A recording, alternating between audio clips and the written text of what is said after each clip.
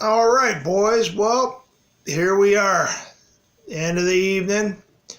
We spent a whole day whittling on pigs and cutting them up, getting them ready for tomorrow. Tomorrow's going to be packing and wrapping, making sausage.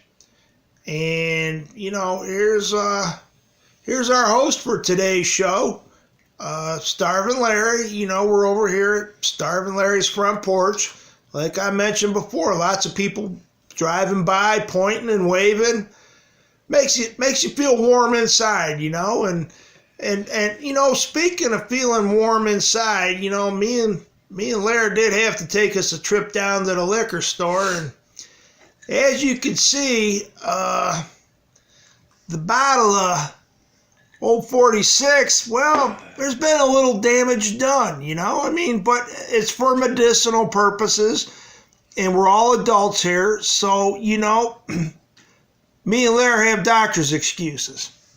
So, okay, guys, without further ado, here's Starvin Larry of starvin.larry.com, fame and fortune, with his after-action review. Larry, tell us, what did you think about today? Well, I think we're getting way too old to be doing this bullshit. But, 10 years ago, we'd have rocked. We'd have been done. We wouldn't have been doing shit tomorrow. But, today, we're old. We're busted up. We have this.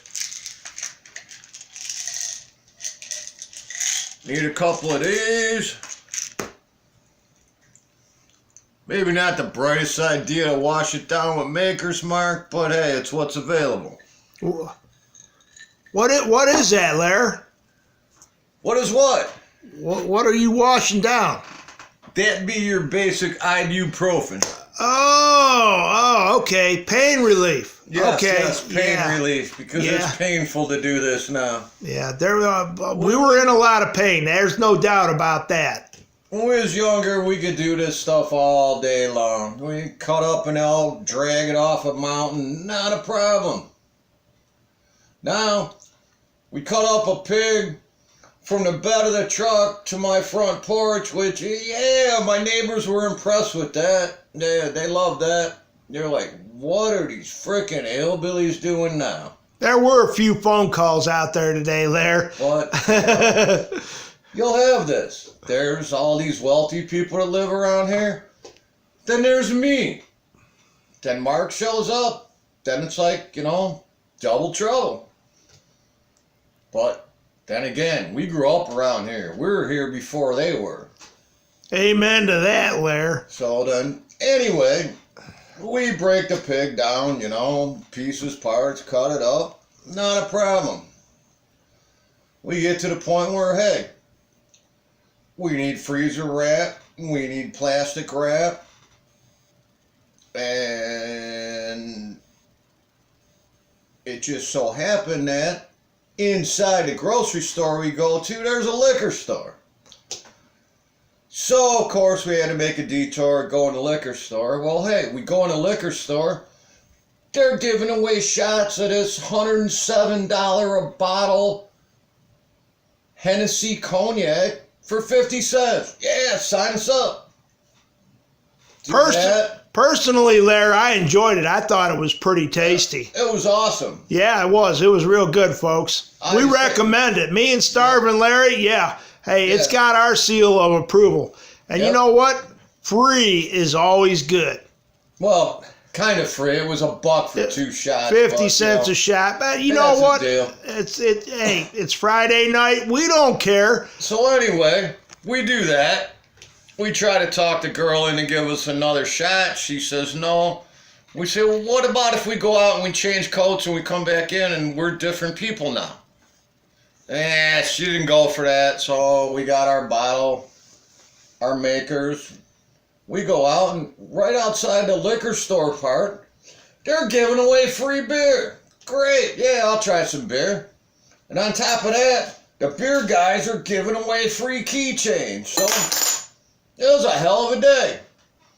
Cut up a pig on the front porch, prove we're hillbillies, get free shots, get free beers. buy a bottle of Makers, put a hell of a dent in it, and we're about done for today. Lair, what do you think about the medicinal qualities of the old 46 here? Oh, it rocks. Because you know what? You still hurt. Alcohol don't kill pain, but alcohol makes it so you just don't care if you hurt. Right now, yeah, I hurt, but you know what? I really don't care. I might have another shot. I never thought about it that way, Lair. Wow, it's like a parallel universe. Yes, it is. Most people don't think that way, but see, me and you do, okay? So this is like a parallel line of thought and reason. I mean, if we were like ancient Greek philosophers or something, they'd be writing about us right now.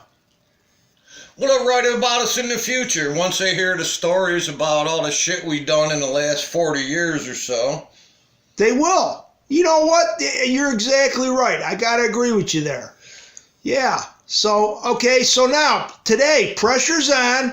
You got a 900-pound hog in the back of my truck. You know, it's pretty intimidating, Larry. Most folks would be crying and wanting to run away and, you know, maybe head for Pee Wee's Playhouse. You know, God knows what they're going to do. But, you know, what were your thoughts when I backed the truck up and you seen that behemoth 900-pound hog sitting in there? Well, when you first pulled in and I looked, I noticed it slid all the way up towards the cab. It did. Which, I don't want to drag that thing back. It's too damn heavy. 900 pounds. So my suggestion was, 1, it's too far from the house. 2, back up so the back of your truck's lined up with that short step up onto the front porch. And when you get close, hit the brakes and maybe it'll slide back. And you know what? It slid back. It did. Yeah, buddy, it worked. Now, I'll tell you what, folks, don't try this at home, please. That's a 900-pound pig sliding around in the back of my truck. And if that would have come wailing out of there and landed on old Lair, he wouldn't be here right now drinking the old 46. Nah, probably not. I'd be laying under the hog on the giant piece of sandstone in front of the front porch, and I would still be drinking a 46, though, because I'd have made Mark go get it because he dropped that freaking hog on me. He'd been hurt, yeah, and if you get hurt, there's nothing better to do for first aid than, you know, run in, grab the 46, and take a shot. Drink heavily. Immediately. How heavy, Lair? Heavily. Okay. Heavily. Triply heavily. Did you hear that? We got triply heavily out of Lair. Okay, so, you know, we got set up, and it's game time, and you and I are going to, like, butcher this 900-pound hog. Okay, most folks would be terrified. They'd be crying right now. They'd be like, I ain't doing that. What were your thoughts, Lair? What were your thoughts as we laid out the knives, got the coolers out, and got ready to go?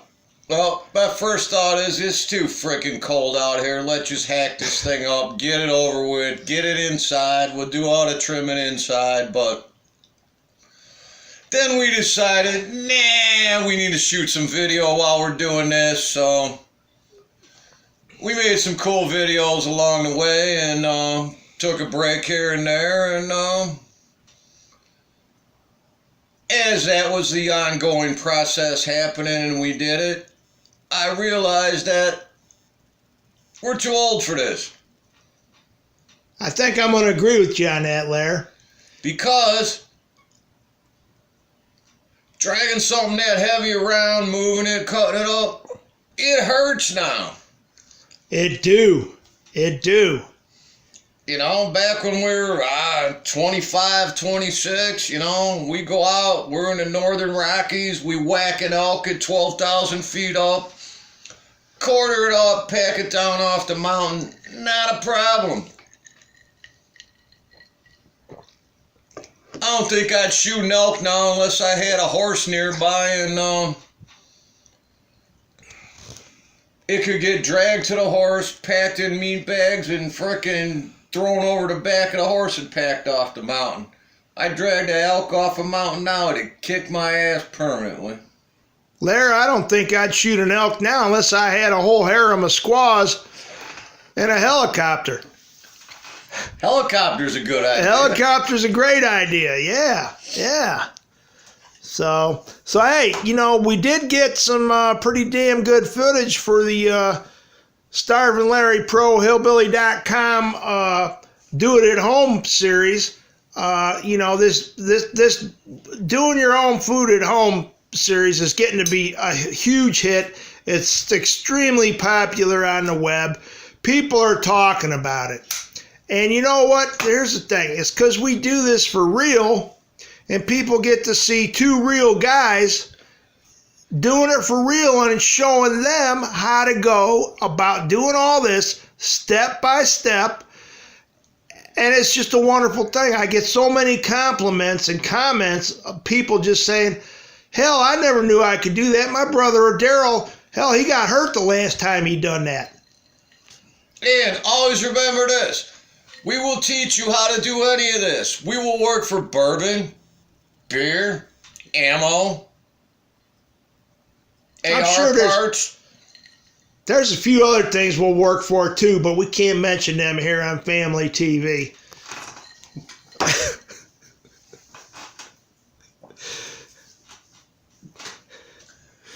So anyways, hey, back to the serious side of the show here, folks. Okay, tomorrow, what's on the agenda tomorrow, Lair? Well, we trim up the rest of the big cuts we made. We do all our grinding. We're going to brine our shoulder roast. We're going to smoke on Sunday. We're going to do our dry rub on our ribs late in the day. And we're going to wrap everything, pack everything, label everything, get it ready to roll in freezers. And Mark might have to buy a new freezer because we're running out of freezer space because this was just a little bit more meat than we anticipated. Well, folks, that's the gospel truth, because when I was thinking, 900 pounds ain't that much, okay? Well, you know what? Over the years, this buddy ours, Bo, his name's Bo Gillespie, he's come home with some big uns, okay? And when you add them all up, I don't know if they made it to 900 yet. Okay, but we had a 900-pound hog in the back of my truck, and now that he's in pieces, parts, and old Wilbur, God rest his soul, he's gone to Pigwall, Holland, he's still a big boy, and the freezers are full already after day one, and we haven't started even, making sausage or cutting and wrapping. We're just talking about we got the big pieces off. Lair, what's our plan? What's our plan for game day tomorrow? We already went through this, but break it down, cut the fat off, grind what we're gonna grind, hack a couple more roasts off, split the other front shoulder up. We gave part to Michael.